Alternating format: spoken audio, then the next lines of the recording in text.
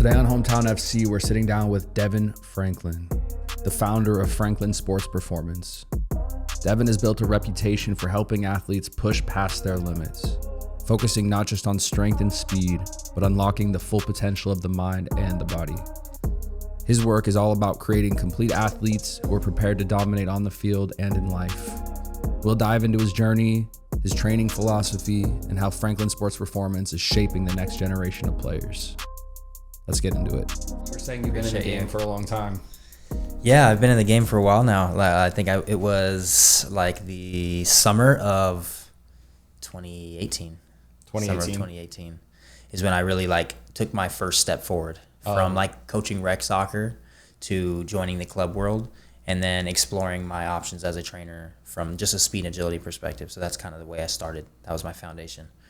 Adding that value to the club soccer scene as I was fresh out of school, and I have a track background, so it was a niche, at the time. It's like, well, what are they not offering, right? And so came into the game that way, and yeah, man, the rest has been history. Just trying to evolve, learn, grow, play myself, kind of just be a student as much as possible, and yeah. So it's been amazing. And about yourself, what about yourself? How long have you been coaching? Coaching, because I know you're a coach as well. 5 years, yeah. I've been coaching for 5 years, man. It was a crazy journey. Kind of just got into it as almost like a lifeline, man. Just totally disillusioned by. I was in the music industry and just living in this ego-driven, fast-paced life, and I was just like, man, I loved soccer my whole life. I grew up playing, and then it was always my first love. Soccer was always my passion, and then music was my other passion. So I thought maybe I'll just give my other passion a chance. I always kind of wanted to escape the desk, sitting in a desk, and not to hate on that, man, because I know people got kids, people got to pay the bills. Life is hard, man. If you need to work a 9 to 5 to pay the bills, dude, I respect that, man, because it's, the world is a tough place right now. But I always really wanted to push myself to create a life that was unconventional. And so music was one way to do that. And then when that journey ended, came to a natural conclusion, I had to pivot. And I was like, soccer is the thing. Now I want to do soccer, and I'm just going to go all in. And I luckily had a coach from my childhood that was willing to take a chance on me and give me a team. Right. So it was at that time, it was a 2013 boys team, but this was 5 years ago. So I think they were U8 or something like that. Were you in Phoenix, or were you Phoenix Rising? Phoenix Rising. Yeah. Okay. And so it was the 2013 third team. Right. Wiping noses, tying shoes. Yeah. That was the job. But I absolutely loved going out to the soccer field every day. Right. And I was I instantly got hooked, and I was like, man, I just want to do this. I just want to be involved with the game and try to make a difference in my community. And I saw it as also as a way to test my own kind of, my patience. For sure. Test my, and grow as a human. Because I'm learning everything everything about life is kind of in a vacuum in that game, Exactly. Your resilience, 100%. Your patience, your strategic ability. Right. So I was like, man, I get to use strategy. I get to test myself. Do I not freak out when the chips are down? All those kind of things, and learn all that. So yeah, I really loved it, man. And one thing that you said there that I really that's interesting. You said you came from a track background. Yeah. I always thought that speed was the number one cheat code of soccer. If you could teach a kid that's already fast some technique, that kid's gone. So I will say, I think that is, they say speed kills, Yeah. And so, you look at some of the highest level players in the world. Mbappe, for example, very, very technical player. If you slow him down, right, he can still break your ankles, But don't get me wrong, when it's time to explode and it's time to create separation, he has the leg up, right? And that's what it comes down to at the end of the day. It's no 1v1 skill is effective without separation. Lamine Yamal, people will overlook how actually athletic he is. Like, he's very fast. People don't see, because he doesn't look like Mbappe, or his knees are driving past his waist, and he looks like a track star when he's running. He's very fluid, very kind of like, but you don't understand or realize how fast he's actually moving. So it's like that speed is very, very critical. And so, like, I've always told my athletes, like, if you can do a season of it, even if it's at school, right, middle school, it's like school sports typically below high school, like middle school or K through 8 or whatever, typically not going to be as competitive depending on where you go. But I'm like, it will just serve you in the fact that you're going out there with the intention for 2 hours, every practice and your meets, even if it's for just a 2-month season, and you're just focused on getting faster. You're just focused on sprinting, your mechanics, your explosiveness, your first step, your arm drive, your core, your strength, your endurance, like all that kind of stuff. You're just sprinting. And so when you really break it down like that, players can really start to see their deficiencies in their speed and actually how important it is. And then it becomes, just a part of who they are. You know what I mean? And so, yeah, I have a multi-sport background. So, I mean, I played a bit of soccer when I was younger, basketball when I was younger, football when I was younger, ran track, and I did jumping in track as well. I was went to regionals multiple times for long jump as, one of the shorter kids as well. I'm flying. But that explosiveness, right, jump training, so very diverse in the athletics like space. And so that was, naturally kind of my entry into the game, because that was kind of like my superpower. But yeah, getting to actually learn the game and understand how it works. And like you said, there's so many, what would be the word? Synchronicity, or so many synonymous things, values, traits, things to learn from the game that do apply to life, the ability to lead, the ability to be positive, like you said, when things don't look very good, things are negative, or you lost your individual battle. How quick do you respond? Are you the type to go through a trial and it takes you a month to rebound? Or are you just like, okay, I might have had a bad day. I lay my head down, I wake up, and it's a new day kind of thing, right? So it does teach you, even in the micro moment of the game, I lose the ball. I see kids, even if I see sometimes just half a second, head goes up and then they decide, and that makes the difference. Rather than I lose it, I'm responding immediately, So it's just like training your brain to respond positively immediately, and almost like using negative moments as almost a positive opportunity. So you see it all the time. Like, the team is most vulnerable, the opposing team, when they just won the ball, right? Why? Because they're transitioning into an attacking shape, which is away from, right, being a compact shape. So it's like, well, then if you win the ball back, maybe within that first pass or immediately on that first touch, then now it's even more of an advantageous position than maybe when you had the ball. You know what I mean? So it's kind of like how that translates to life. You know what I'm saying? It's like, well, I made this mistake, but really I learned something that was really valuable for me. That one, I won't make that mistake again, but now I have just a fresher perspective on just how to operate, how to carry myself, how to see myself. I think, like I said, failure or just hardship and anything, it does make or break, and I don't really think there's much in between. It does make or break. So it's kind of like up to the individual. And then it's also the level of hardship, Some of these kids come from certain backgrounds, bro, where they're watching their mom do drugs, or they're doing certain things, and, it gets very real, especially like in the West Side, you know what I mean? Like, it's just, we do have that stigma of where the grass isn't as green and things like that, and it's real. There's reality beyond that, and some kids' environments and situations hold them back from what their natural talent should bring them as far as opportunity goes. So I feel like I've been created, me, my brother Nick, who's here as well. But we have that vision of seeing these kids specifically in the West Valley, but all of Arizona, because again, I think Arizona's still getting that microscope now, but we still haven't got the respect, I think, for the quality of players that we have here, whether it's Talacha, like the kids in the street or whatever. There's some phenomenal talent, but we just want to be that bridge, that gap, that, that opportunity creator outside of what a normal club can do, but also create opportunity for those kids in clubs. Like, there's clubs that don't like what we do, and we're not a threat to them.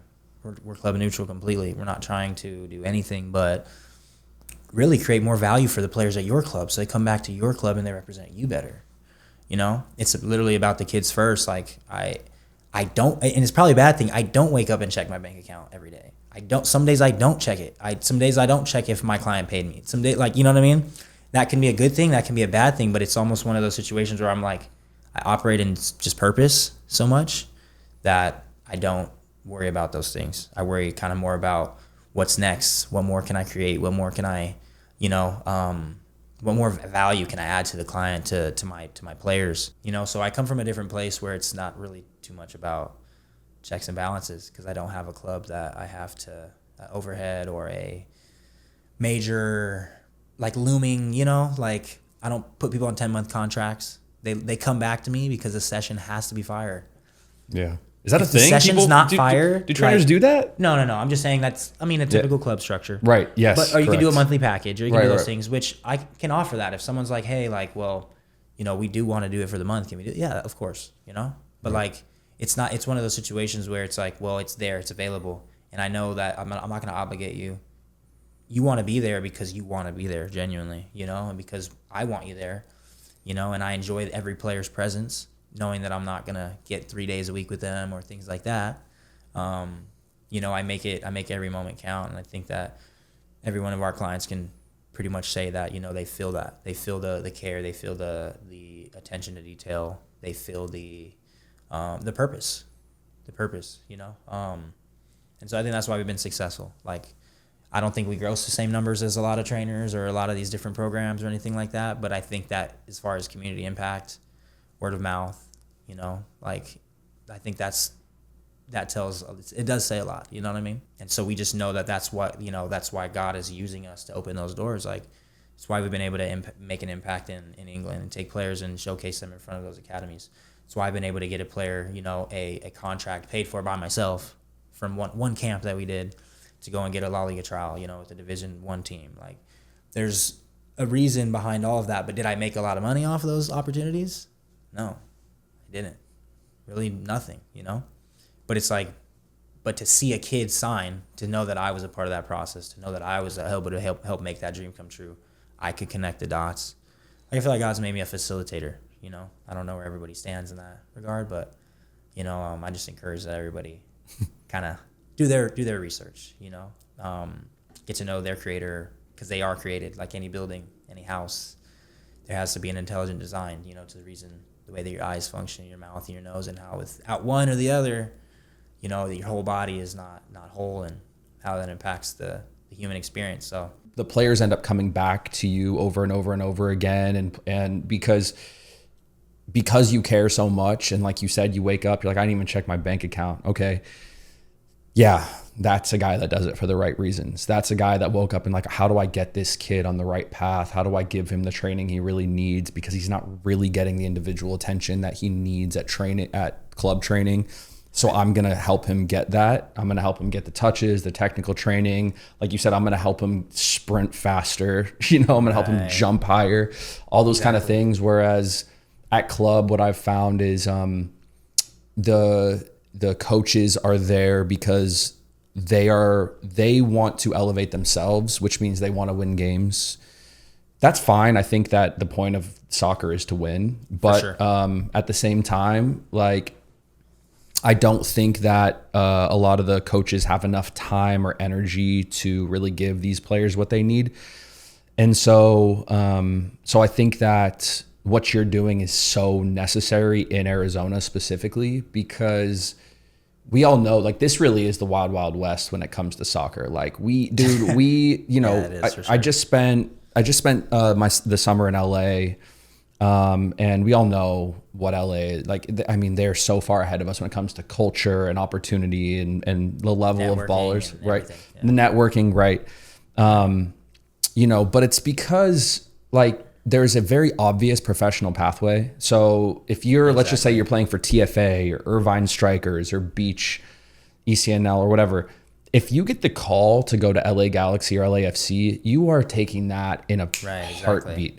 Exactly. If you're in Arizona, so it's obvious, right? If you're the best player on Beach and you get offered by LA Galaxy, everyone is like the whole community is like, look at you, bro. And it's good round for of beach, applause. right? It's good for beach. Produced, yes, correct. and the relationship. Right. Right. So if you grow up here, it's like, do I go to Rising MLS? Do I go to RSL MLS? Do I go to now like Next Level or Arsenal ECNL? Like, where do I go? Like, what's my best pathway to making it to a professional level? Team outside of the state. Right, outside. Basically, most likely. So what you said, we are getting a microscope a little bit more now than ever because everybody's realizing we have world-class ballers, but we are notorious for fumbling the bag when it comes to talent in Arizona, like having these world-class players that end up fizzing out and just kind of like, getting pulled away from the game in some way or another, helping facilitate players getting these opportunities. That's needed. Like, that is exactly what's 100%. Needed. Like, how do I get you the opportunity to get out of here? Right. Whereas, if you're in LA, it's like, you don't need that. You don't need to get out of LA. Yeah. No, people are trying to get in. Yeah, everyone's trying to get in. Everyone's trying to get in. Yeah. But I love what you said about the opportunity too. Is like, so those kids on the West Side, so I've had some experience coaching kids from the West Side, East, Mesa, North Scottsdale as well. Like, so like all different, like a variety. And I think the thing, like the West Valley kids and the East Mesa kids, like, there's gangs, there's there's stuff like that pulls you away from the game. The parties, they're smoking weed earlier, they're right, of course, all that kind of stuff. So I think that if they do get an opportunity, they're, they are, because it's opportunities don't come by as often for those kids. I think that they'll hold on to it harder and they'll work harder for it. 100%. Whereas like if you're in North Scottsdale, right? Like I've seen kids fake injuries to get out of training. Like they don't want to, it's really just an activity. So it's like, man, if I get an opportunity at soccer, I'm going to go for it hard. Right. Which is great. And then you just need one guy who has some kind of connections to like believe in you. Right. And that's where a Devin Franklin comes along and, and that kind of stuff. Man. No, that's kind of the vision, and really being able to create a proper pipeline for every kid. So that's another thing, right? It's like you don't want your niche to just be, well, I just want to deal with elite players, or I just want to deal with this kid, these kinds of this. It's like, well, if this kid comes to me, I can properly evaluate him, and I have a connection or a contact or somebody that can lead him in the right direction, even just give him an email, whatever, right, that I need to do in order to push a kid forward, whether it's a D3 player, you know what I mean? It could be a JUCO kid. It could be a kid that I think could comfortably go and play in Europe in a 4th division or something, right? And so building that wealth of a network is valuable in that regard, right? To say, well, look, I genuinely can put you in places instead of leaving you to send emails, like most kids, college kids, which a lot of kids still don't even do that part. You're like, all right, you're sending your clips out, you're communicating with colleges, you're doing all that kind of stuff, and some kids aren't even willing to do that, So it's like checking all the little boxes and encouraging them to do so, but being able to provide real genuine, tangible contacts rather than just kind of like I'm just shooting messages out with no name on it, or you don't know who the sender is, right? So yeah, being able to plug players where they can continue playing, and if that can be in an exchange for some kind of scholarship or some kind of like professional contract or semi-professional opportunity, which then can set them up to be successful in the future. Because that's at the end of the day, is I know not every kid's gonna go pro.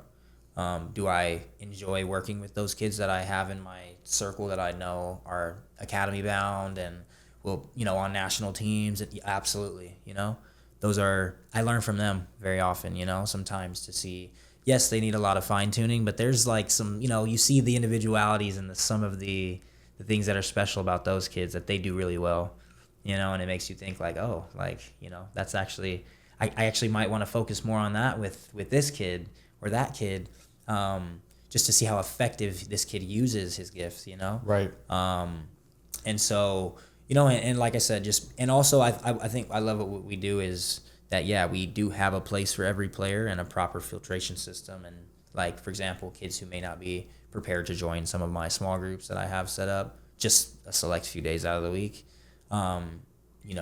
those players might go and prepare with my brother, who's a lot more focused on, 1 to 4 player groups where he's very attentive to detail, like very like he's very, very hip on the Japanese, and so he really loves the real small light intricacies of just like the hip swivels and every I love what my brother does. That's different from me, and so I can send those players there for a month, do a month of solos, and then come back to me, and then we'll see where you are in the small group of players we have.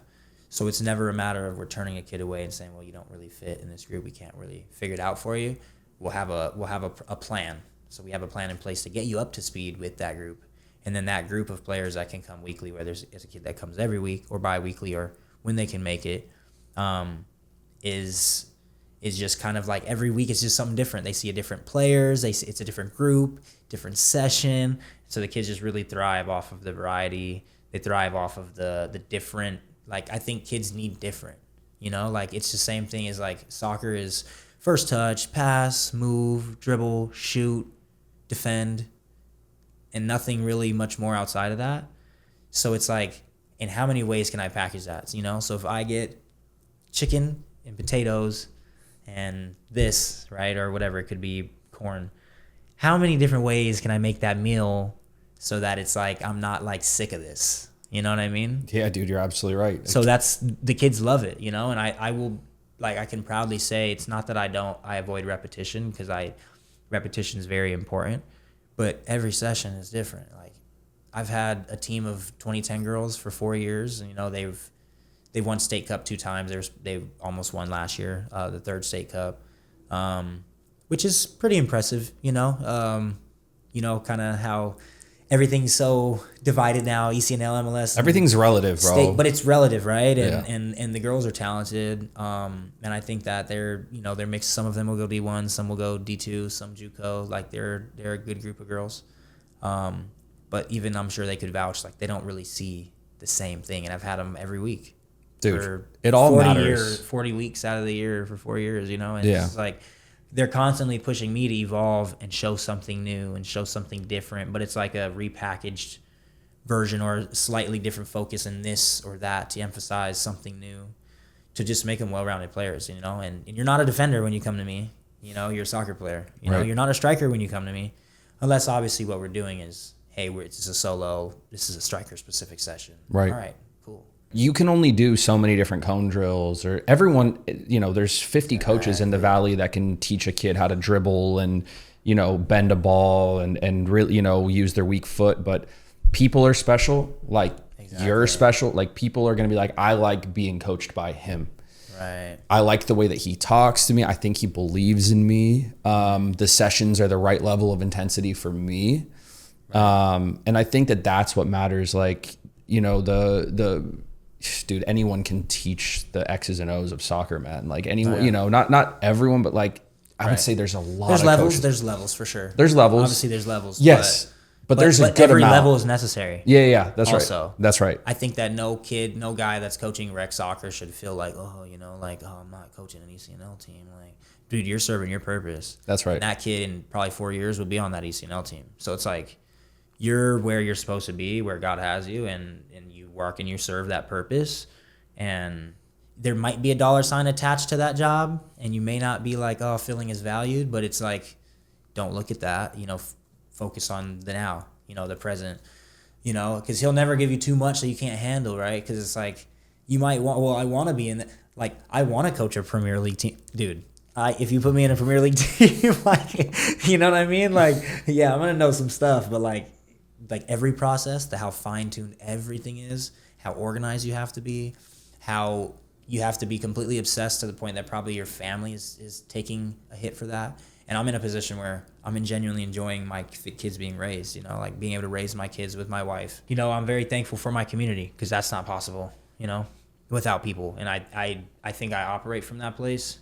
And that's why we're successful. Me and my brother are thankful. Like, you're so thankful, just always in a place of gratitude for the one player that might show up. If it's one, it's one, If it's 20, if it's 30, it's 30, But it's like, we're thankful and grateful for the clients that choose us and help us literally continue to live. Right. That's what it is. You're right, dude. I think that's the hardest thing about the soccer world is like you want more. You want your plate to be more full. And then, you know, it gets really full and you're like, man, like this is people don't understand. Like it's oftentimes a thankless job as well. Not to play like the pity card, but like soccer coaches themselves coaches don't get a lot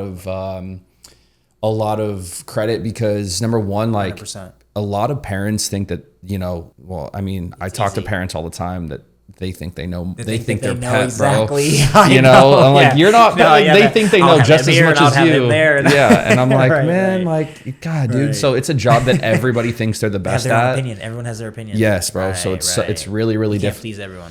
Yeah. So that's a very, very difficult part of it.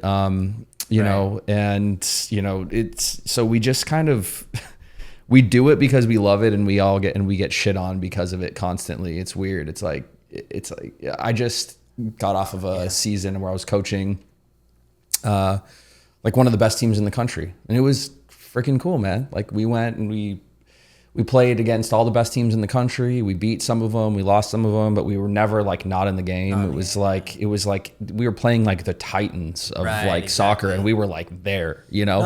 And it was really fun. But it was also like incredibly stressful. Yeah, it was so stressful, dude. The burden, bro. Yeah. So and it was also like even if we won a game, there would still be 2 or 3 parents that were pissed at me, dude, about something, you know? And I'm like, I would be like in the parking lot getting to my car and we would have just like beat Galaxy. And like you're happy. And I'm like, woo. And then all of a sudden they're like, why'd you do that? And I'm like, you're not happy? How could you not be happy? Like we just won the game. And then, you know, just all that to say, like the year before that, I was coaching at Rising, and I had a 09 team, an 08 team, and an 07 team. And my 08 team was like maybe like 30th in the state, but we were like fighting to win state cup. Like that's the kind of level of team we were. And that was so rewarding, dude. And like, so it was all relative. Like, even though we were nowhere near, like if we would have played like an LAFC, we would have got beat 25-0. But it was so satisfying, like fighting for our own battles, and there was no expectations. It was just kind of like the purity of it was so tight. So I think you notice that. I think at the higher the level, the more commitment from the individual, the higher the level, the more the stress, the more the micro, you know what I mean? Mm-hmm. Like you look at it and it's like, you know, I'm sure the same thing happens, you know, with you know, the coaches at the highest level, you know, in La Liga and the Prem, you know, you're going to have 4 guys at the end of every game, and especially the 10 guys that you left off the sheet. You didn't even include them in the 20 that are pissed. Oh, yeah, dude. And how does that impact the training environment? You know, so this is the highest level. The only thing that probably softens the blow is that they're getting $1 million a week, right? So, like, that's perspective. Yeah. But for the kids who don't have a contract and the kids who's playing on an MLS team who's seeing 10 minutes at the end of every game, but you have to, then it steps back on, well, what are you really paying for? Were you paying to play, or are you paying to train? Because training, if you chase training and you chase quality training, you're going to surpass the kids that are just trying to play. But I still think you need to do it. I mean? You need to do it on it's like golf, bro. Like you can't learn golf on the range. Like 100%. You know what I mean? Like you have to go out there, bro, because those kids, 100%. MLS just released a statement. Hold on. I'm going to pull this up real quick. Oh, here it is right here. I'll just read it out loud. This is, I think, a step in the right direction. So new playing time requirements for younger age groups, optimizing player development. To elevate player development, MLS Next has modified its structure at the U13 age group. Games will now consist of 3 periods of 25 minutes instead of 2 25-minute halves. And each player on the game day roster must play at least 1 interrupted 25-minute period, excluding injuries. I love that, because the one thing, like if you're already a player on the fringes, you're waiting for your name to be called to come off the field. So you're not even present because you're just like wondering, like, when is the coach going to take me off? Right. So it's uninterrupted. You know, you're in that. In the U14 age group, matches will be 2 halves, but players will also be eligible to re-enter the match now, increasing playing time and the quality of the game.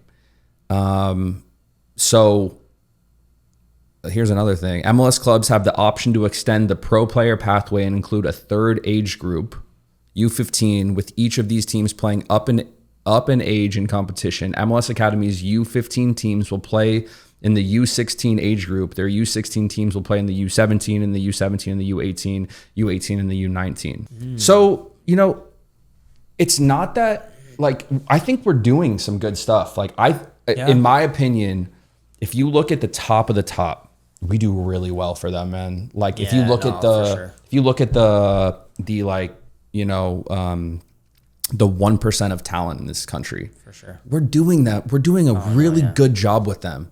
They are, you know, they're getting opportunities to play in the national team. They're going to Europe, You're right, exactly. You know, and it's the ones that are always the most disgruntled that I feel like it's like we lose, like I would say, from 1%, from everything from under 1% to 10%. So those kids that if they had a little bit of extra attention, they could have made it. Those are the ones where I think we dropped the ball. Whereas like a Spain, like those kids don't fall through the cracks, man. Like they get all of them. Proper. They get, you know, Germany gets all of them. Exactly. England gets all of them. Because some are late bloomers, right? Correct. It's like a kid at U15 that might be the freaking baller, you know, right? At U18 doesn't physically develop like the rest of players, right? And now just falls behind just a little bit because of that physical element of the game. Increases just like speed, right? Like physicality is very much the same. If I'm running shoulder to shoulder with you and you can't keep the ball, you know what I mean? Like it's such a big it just part is of the what game. It is a part of the game, you know, especially in Europe, you know, like those are the two major factors: the speed. The physicality, the speed, the physicality. I do think we have very technical players in the United States. Very technical players. But can you do it with speed? Speed's the killer, bro. Can you do it with speed, at speed, under pressure, from speed? Right. And that's why I'm always in training sessions encouraging, dude, I want my defensive team to just be like nuts, like pressing, running, you know what I mean? Looking for triggers, obviously, not just like, oh, you know, like, you know, backyard stuff. But like the idea of applying pressure constantly to the player on the ball is going to help everybody. That's the key word, what you just said, dude, right there. I think the speed of press. The speed of press, I mean, bro, because we talked earlier about Lamine Yamal and Dembele, who's going to win the Ballon d'Or. Part of the reason why another player who's insanely fast, by the way, right, 100%. But it's not just his speed with the ball, without the ball. It's his speed of press, bro. Right. Nobody closes down on the press faster than Dembele, dude. That dude is hungry on the press, and I think that's a big reason. And like you said, that's the moment when they're building out, because everyone wants to build out now. Everyone's open to that. You know, you win the ball in that press, boom, one pass right down. What is it? Right down the middle of the field. You know. Yeah, exactly. So no, 100%. Route 1 they call it in England. Route one. Yeah, right. You just right down the middle, dude. Which I love that, man. I love all that. I love that way of playing, dude. Is direct, breaking lines. I love direct. Look, I went through phases, bro, and I don't know. I want to get your take on this, but I think you have to look at your set of players and then figure out your style of play. Because some coaches 100%. Are like, "Oh, we're gonna play this way. We're gonna build out the back," and because it's the only way they know. Right, but like, dude, if you don't have the center backs and the fullbacks and the six that can build out properly, you're 9-7-11 never gonna touch the ball. So I'm like, you know, why don't you figure out what kind of players you got? And then teach them how to win within their team, and then they're gonna love you as a coach because they know that you're seeing the detail and you're catering it to them rather than you catering it to yourself. Exactly. You know? No, 100%. Because at the end of the day, you're doing this disservice to the player because who are we developing? Like you said, is this about developing my philosophy, you know, or is this about because you haven't earned that yet? Yeah.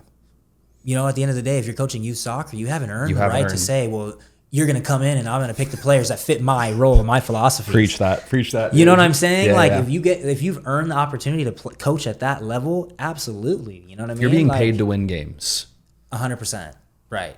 Not just paid to facilitate the coaching job, the job itself. Correct. Right. Then it makes a lot more sense. But then it's like, I think it's very valuable, you know, to I can't say one style of play is more important than another. I think it's valuable to know, you know, the value of each and the micro moments in a game that you might find opportunity to use one or the other. And that's, again, kind of my perspective. Of course, I like to keep the ball on the ground, go backwards to go forward, use our width, you know, to play between the lines. Obviously, we need to go, if we go this way, and then what happens to them? They go like this, right? Then we can go there. So it's like the whole idea, those ideas, it makes sense. But it's like if that pass is over the big diagonal ball is right there because the sleepy outside back is just never paying attention to his blind spot. Yeah. Play the pass every time. 100%. So it's like, but do you have the player that can play that ball on behind? Can you clip it?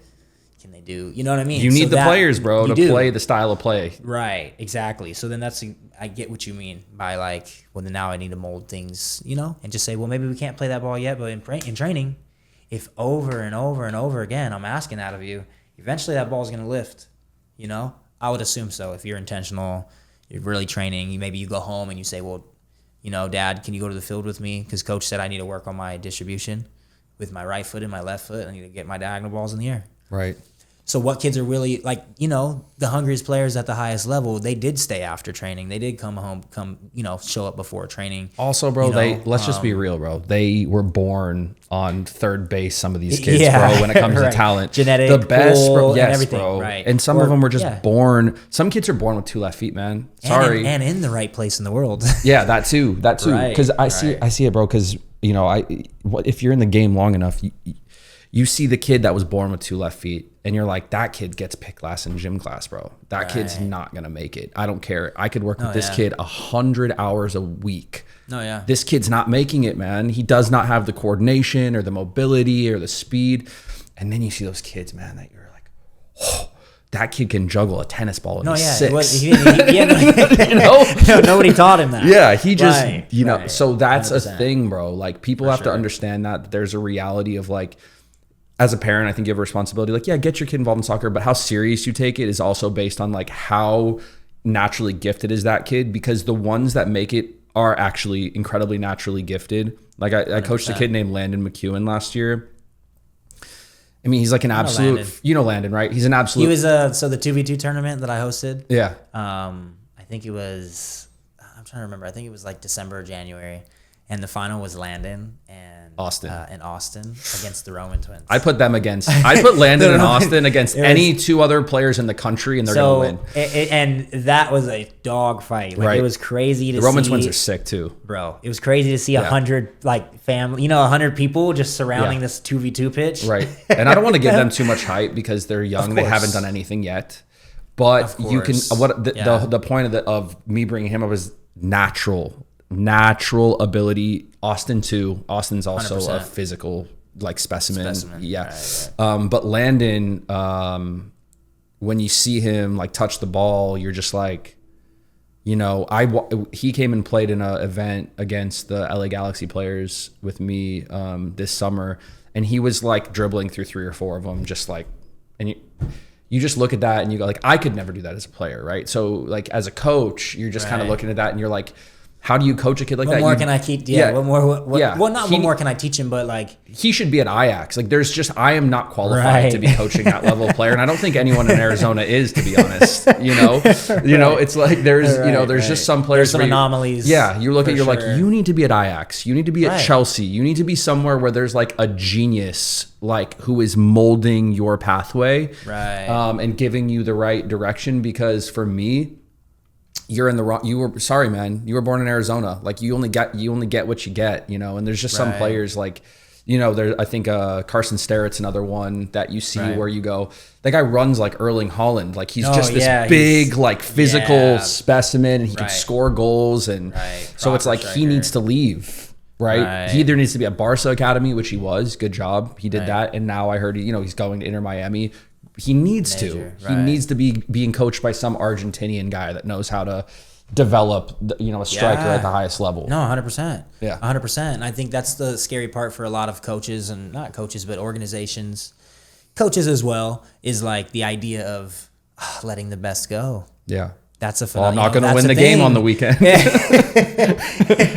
And it's like, of course, I wish I could get every kid to this one particular kid's level, or, for example, not rely so much upon one player, right? So you try to develop, but it's like, I heard this philosophy, and I won't necessarily say where it came from, but it basically, what they said was, when we develop our academies, this is a Premier League team, when we develop our team, we cater our sessions to the top 3 players on the team. The top 3 players on the team are the ones that are getting catered to. Like, the session is to develop, not just to develop them, But a major piece of that is around their development as a player and their role. Why? Because this is a business. So if the rest of you are not going to catch up to speed, well, we need to focus on these 3 players that are going to sign for 1.5, go on loan for $200,000. It's a business. And so sign even a at the first highest contract level, at so 35. like, it doesn't matter where in the world, this soccer is a business. Don't get me wrong. This is a business everywhere. So like when people are like, oh, America is just a pay to play, it's a business. It's everywhere is a business. It's just the way that they go about it creates more accessibility to find better talent, to fine tune that process, to then make what they make off of player signing, you know? Right. Like Kevon Sullivan for $5 million is major. That's major. Yeah. Come on. Like that's major for Philadelphia Union. That's major. Come on, bro. Like, Major that's for gonna, American soccer. That's going to feed their whole academy. Yeah. If they choose to use the money That's for that. 2 years of the academy fully funded. Funded. Yeah. One player. One player. So when you think about the way that the business is done, like it's very cutthroat everywhere. So, you know, the higher the level you get, the more cutthroat that it is. And so it's like I said, it's one of those things where your purpose and your passion has to carry you as far as it can take you, you know? And that's the only thing that's going to allow you to survive. Yeah. You know, I think because you had so many players with heartache, you know, who've gotten rejected by academies at this age or that age or this because maybe where they were in their process wasn't the best fit for this club.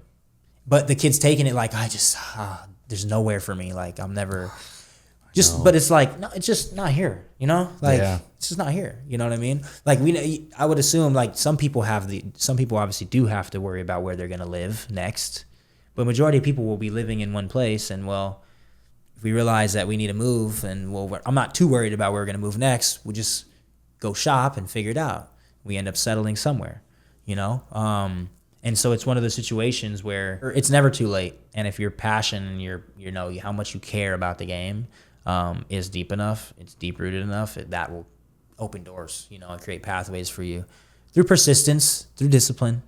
Obviously, you're not getting your sleep, you know, you're not hydrating, you're not taking care of your body. Like that's the difference between you cramping or not cramping in a game. And what if you're going to score the banger that wins the game in the last 5 minutes, but you cramped? Yeah. So it's like, it's just so many different, like, so many different elements to what makes an elite player. And a lot of people will point fingers at academies or this or that. But realistically, did you get your kid private training? Did you work on his left foot? Because you go to club practice, they're not setting a session up for you to work on your left foot. Dude. If you're relying on club soccer to develop your kid, you are so delusional as a parent. Well, you have to understand the value of attention to detail, and then also the kid getting on that ball. Like you're not gonna juggle at practice. You show up to practice. There's no time dedicated typically in a regular club practice to juggling, so you need to be doing it at home. So if you don't have a ball or the drive to do anything on your own, then you know how are you gonna survive that journey when you're leaving this country to go on your trial on your own? Yeah, that. How are you gonna, you know? Yeah, dude. You don't have there's one dark truth as well. It's not dark. This is just something that I've realized lately. That the most vital years, like for your kid falling in love with the sport, you know, like 7 to maybe like 11 years old. The parents that stay at those training sessions and watch, that is important because 100%. Those are the ages where if you get a bad coach, and let's just say you just drop your kid off of training, and you don't hear what that coach is saying to your kid, he might be killing your kid's confidence and killing your kid's love for the game. Those are the ages where they're hiring the worst coaches. It's like, these are guys that like maybe are like choosing to coach rather than work at Target. Okay. These are not high level tactical licensed individuals. These are just like guys that want a job, right? They want the paycheck. So I recommend to every parent from 7 to maybe 11 years old, 12 years old, if you have the time and the ability, be at every training session. Right. And if you hear something that you don't like, leave that team immediately, because the coaches at that level they can ruin your kid, man. They can ruin his confidence forever. They can prevent them from ever trusting their own instincts on the field again, which is the best players all trust themselves. They bet on themselves. They back themselves. They fail because they need to fail. You need to fail, man. You need to mess up. And if you have a coach that doesn't let you mess up and doesn't allow you to try again and try the dribble again and be human, right? Then guess what? That kid just lost their superpower. And I don't want to say specific cases, but I've seen it happen before with players that could have been, I mean, you can never really know, but I saw players that could dribble 3, 4, 5 players at a time lose that because they might have lost it at the wrong time in the game, and then the coach never let them forget about it, and then that player lost what made them, they lost their superpower, right? So like if you can, stay. And if you don't like what you're seeing, don't be loyal. Be loyal to your kid. Just leave. Go to a team with a coach that is not going to, take away the authenticity of and the love of the game too soon. You know what I mean? 100%. I look at it too like you're a source of accountability as well, your presence. So as a parent, your presence is a source of accountability. So if you're there, one, you're showing that you care. Not saying that those that don't or have other places to be or might need to drop them off or do this or that or 100%. I understand the situation where you have a sibling that plays at another club and you know what I mean? There's so many different scenarios and situations, but I think there's a lot of value in that because your presence is an accountability, right, to the coach. Like, you think about it as like if every time, you had a session, all your parents dropped the kids off and everyone left, it's like I could sit around and eat a candy bar and nobody would know. And it just, and just, hey guys, just kick around, you know what I mean? Just tell your parents that we did this and did that. Tell your parents we if did they a say really that good, we only scrimmaged the whole time. Parents, we did a really great planned out 5v5 +5 tactical possession. So it's like it's one of those situations where I love when my parents stick around and they watch and I can see in the corner of my eye they're all on the edge of their seat, like listening to what I'm saying because they're taking it in to then say, well, hey, when I tell you this myself to you, this is not from me. This is what Coach Devin told you. You know what I mean? Like I was there. You know what I mean? So if I give you any instruction or this or that, well, you have 2 witnesses. The Bible talks about 2 witnesses. It's like if somebody was to say, hey, well, yeah, like, hey, this dude stole my bike or whatever. It's like you can believe it with a grain of salt. And, you had a second witness. Bro, I saw that dude steal my bike. Good point. Yeah. You know what I mean? Like, so 2 witnesses, but, and that's, I think that accountability though is important. And like you said, just to know, but some parents don't really know even what they want to hear, or they may not have, like you said, the education, to understand when someone's coaching their kid, if what's coming out of their mouth is like, is that really, because if they're not actually invested in the game themselves and understanding the game, then it's kind of like, it's like me sitting at a blackjack table and I'm just sitting there watching everybody and I'm like, I don't really know what's going on, but I'm just, I'm here, so I'm not going to leave the table though. You know what I mean? I'm just watching and, so it's one of those situations where, it's like every time you do decide to sit in and every time you do, you are present, it's opportunity for you to learn, and sooner or later you sit in enough rooms or you sit in enough situations and environments and sessions where you hear the same things repeated, then you can know, okay, that's the truth. You need to receive this way. You need to pass with this part of your foot. You know what I mean? You need to do this, do that, do that. Yeah. The world is full of misinformation. Yeah. And so for me, it's like, that's why my belief system is, staying as close and connected to the truth as possible is why I'm always in that place. If I want to be truthful and honest about what I do and I'm offering, as well as my perspective and perception on the game, your kid. If you're asking for honest opinion, yes, he's overweight and he's slower than everybody. Yeah. I don't really know how else to combat that, especially in an open 9v9 field where he has to cover ground. He has to be able to get to the goal side of his defender or the attacking player that he's responsible for. If he can't run with them, what do I do, And so, and it's not on me to fix your habits, whether, outside of this house. You only get to control 10% of what that kid does, man. Right. The rest of it is on them and the parents. And at the end of the day, I've always been I've been telling a lot of my kids and lately is just, dude, if you don't want to run, this is not your sport. Yeah. I see a lot of kids that just don't want to run. And it's just as simple as, dude, you have to run.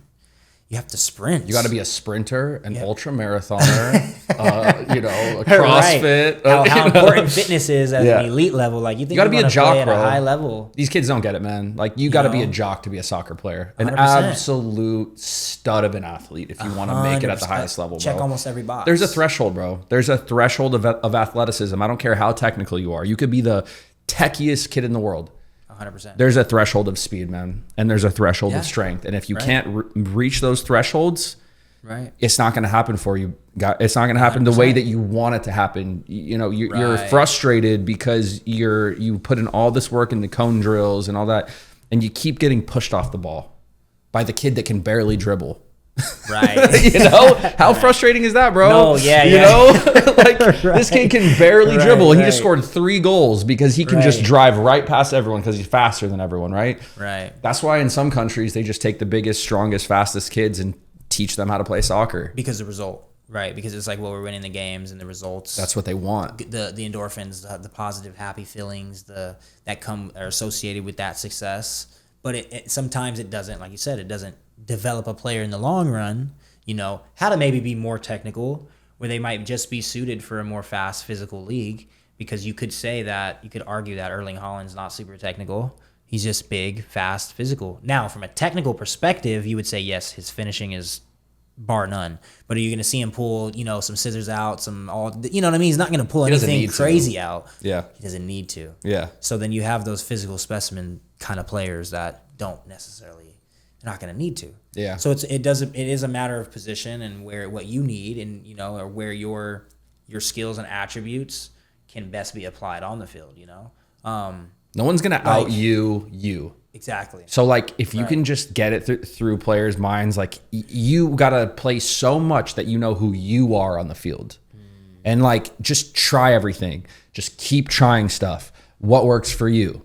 I'm really I don't tell players, take the ball, pass the ball. But if you're a dude that's so good at playing 2-touch and that's your superpower, then and we figured that out through just trial and game time and the film, and you're analyzing, you're like, I'm a 2-touch player, man. Right. And you can make it at the highest level being a 2-touch player, then that's you. Exactly. If you're Lamine Yamal, who can take the ball, literally just captivate the entire world and just absolutely look magical and silky and just beat your player 1v1, separation, goals, assists.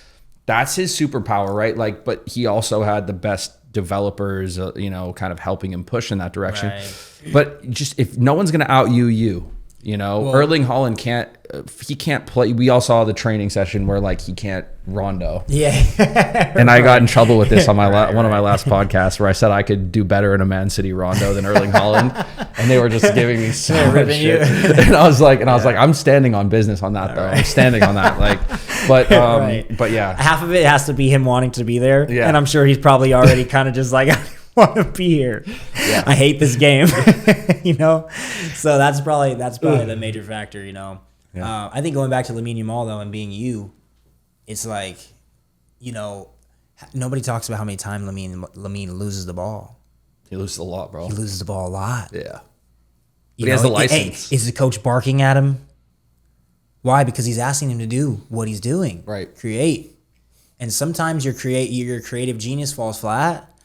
It's like writer's block. Sometimes you're going to hit writer's block, but if I give you the push, that verse is going to pop in your head, and I'm speaking to you as someone who makes music. My brother also makes music. Oh, nice. Yeah, so and we're very musical. It synergizes, man. Music and soccer is so much synergy. Yeah. Bro, I noticed that in training. Yeah. When I do have music playing or when I don't have music playing. Oh, dude, the sessions are so much better with music. That's what basketball and football understood way before us, bro. Much different. You got to put the music on, and the playlist better be good. It better not be jock jams, bro. Some nice little house. Yeah, nice little house, bro. Goes crazy. I put on a little bit of a drill, some UK rap, some rhythm, some African, bro. The whole vibe changes, man. It makes a huge difference. Awkward, and then once you do it without music after that, you're like, this is awkward as hell. Yeah, I want to get back in the car where the music is. Yeah, dude, 100%. No, yeah, I've definitely noticed that. That's major. And I think it helps flow state. That's it. I think it helps flow state. It helps kid block their own their own, I think, maybe distracting thought processes as well, and kind of keeps everyone it's just like you said, it's a rhythm. It increases it increases the opportunity or the chance for you to find rhythm if there's rhythm. You know what I mean? And so I've definitely noticed that, but for me, I'll incorporate it not to the point that it's distracting, or I'll like keep the phone on me and it's like, all right, while the exercise is going, I'm going to turn it up a little bit. Okay, we got the vibes going, but I need to hear everyone's voice over the music, because now you're practicing the inflection of your voice and the tone and the depth and the how loud, because I got to hear you over the music. Yeah. You know what I mean? So it's like you can use it as a tool as well, in many ways, but there's also value when you turn the music off. Like, especially when you want to make a coaching point, right? Turn it all the way off, right? And then they're like the quality, or also the quality and the exact specifics of your communication, not just noise, right? You know what I mean? Like, I want to hear you guys be able to dissect whose voice is talking to you, because I've done that on the field. Good point. Like, I've been there as a defender on the field with another player on the ball and be like, "Yo, switch." Yeah. You know what I mean? Or right. No, like literally, like, yeah, ball here, like, and a kid will turn and play. Oh, you're not on my team. And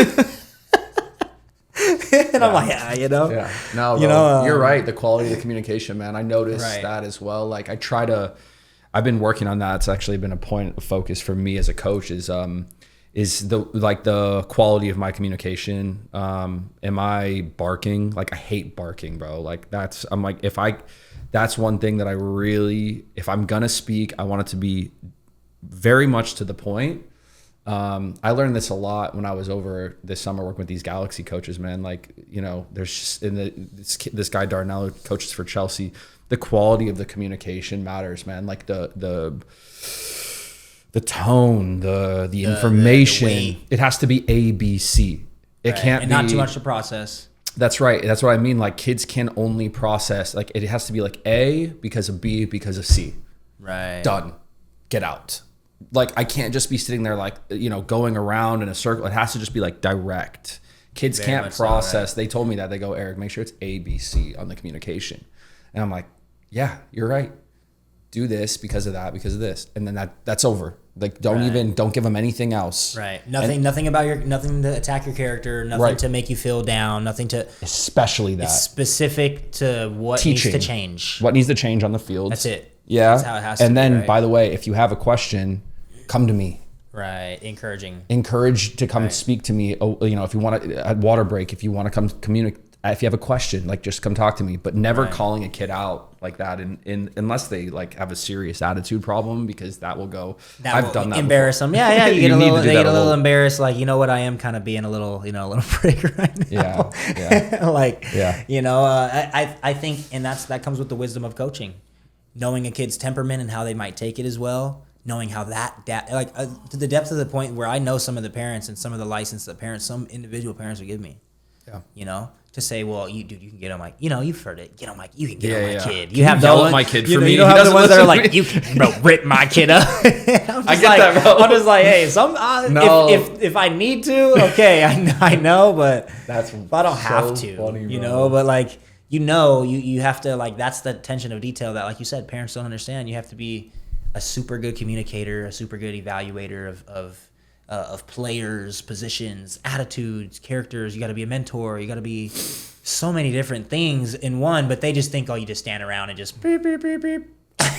Dude, I saw a parent at the gym the other day, and I was like, and he has 2 kids, they're twins, and I go, yeah, this one, he's like got a heart of gold, so talented, but kind of like a little bit, innocent. Yeah. And I go, this one, he's like not, the talent's there, but he's nasty, and he understands the dark arts, and it like really helps him. And he goes, you just like you nailed it on my kids. And I'm like, yeah, dude, like, that's my job. I need to understand characters and like motivations and all these kind of things. And I think people, like, we're psychologists at the end of the day, bro. Like, not everybody, but the good ones. Yeah, man. The good ones that care. Yeah. The good ones that really care about how to develop, and knowing, like, we're not going to get any credit at the end of it. And who cares? Because at the end of the day, the big name academy that they may go to is going to be the ones that take the credit on a lot of these kids. But just to know that like, you were just like doing your job as a human being, like doing the best you can and trying to understand. And